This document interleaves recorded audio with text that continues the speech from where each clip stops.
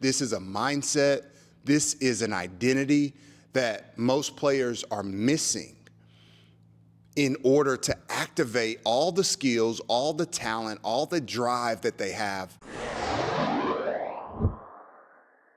So here we go again to talk about dog energy. Yeah, all month I want to lock in on the subject of dog energy because this is an activation, this is a mindset, this is an identity that most players are missing in order to activate all the skills, all the talent, all the drive that they have when they're not in the game. During the course of a high school season, you're going to play a maximum of 30 to 35 games.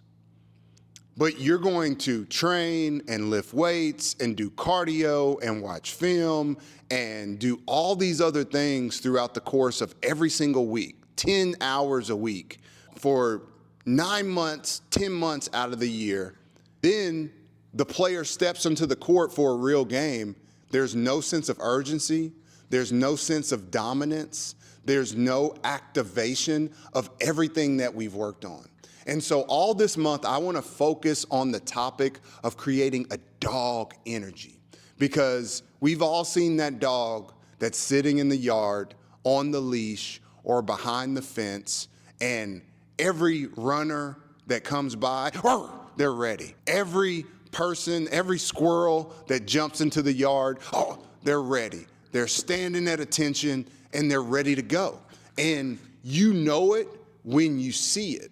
Last week, we talked about one way to create dog energy, and that's to do something. That episode was basically about creating a sense of urgency when you step on the court. Make something happen right away. And go back and check out that episode if you haven't watched it. But today, I want to talk about what are you doing in the dark? What is it that you're doing to create this identity of being a dog when it's time to perform? And one of the things that most players aren't doing that they should be is watching games. You should be watching basketball as much as possible, at least several times throughout the week. I would say even once every night, whether it's an NBA game, a college game, or best of all, actually going to a game, seeing the emotions that the best 1 to 2 players on the court play with. Whether or not you are one of the best players on your team, you have to act like it, even if it's within your role. If you're a defender and you don't get to shoot that much, you've got to be a dog defender. The first moment you come on the court, there's an energy and an activation.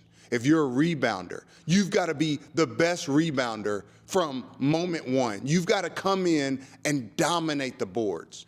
If you're a glue guy or glue girl and you do all the little things like communicate and you get on the floor and you make your teammates better, you've got to be dominant in that role. You've got to clear space around yourself to let everybody know this is what I do. Don't come in like a wallflower and people just forget about you. One way you can do that is by watching games. This is something we can do in the dark when nobody else is around in order to cultivate a dog energy so that when we get in our games, we have the utmost activation. We make the most of our opportunity and then it grows into more opportunity. Because at the end of the day, nobody plays this game to not get noticed. Everybody plays this game in order to bring impact, energy, value. And if you want to get recognized, it doesn't start with making shots. It doesn't start with leading your team in scoring. It doesn't start with everybody thinking you're the best player. It starts with an infectious energy that is ultimate, optimized, the best you can bring. Whether this is a happy energy, whether this is a menacing energy, whether this is a relentless energy that just doesn't quit, dog energy, that is the key.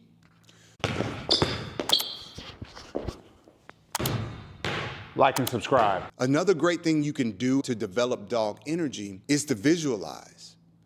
Visualize yourself the last time you didn't bring the dog energy. You probably had a bad showing. You probably ran up against somebody that had a dog energy, and they probably made you look pretty bad. That was how I developed my dog energy, because I decided I no longer wanted to be eaten. I no longer wanted to be the hunted. I wanted to devour and be the hunter. Once you realize that the competition is a dog-eat-dog dynamic, where you're either going to eat or be eaten, then it forces your hand to go in with a demanding attitude, with a domineering spirit. And you can do this even if you're the nicest kid off the court. You can do this even if you want the best for your teammates and the opponents, and you want everybody to sing Kumbaya. Every human being has a survival instinct where when you get into a fight, you're going to fight back. You're going to bring something out of you, this animalistic instinct that's going to cause all of your tools and talents and strengths to come to bear. That is the trick of being an impactful player, is that every time you step on the court, you have a way of bringing your best self. And that's what dog energy is about. So far we've talked about what are we doing in the dark. We should be going to games or watching games. We should be visualizing ourselves as a domineering player all the time, bringing that energy. The other thing we should be doing in the dark is priming before each game. You have to have you have to know, like the back of your hand, your routine before a game. I used to love to sit alone in my locker with my earphones on for 10 to 20 minutes, depending on how much time we had. If I couldn't do it in a locker, I would find some corner of the gym, maybe even on the bus.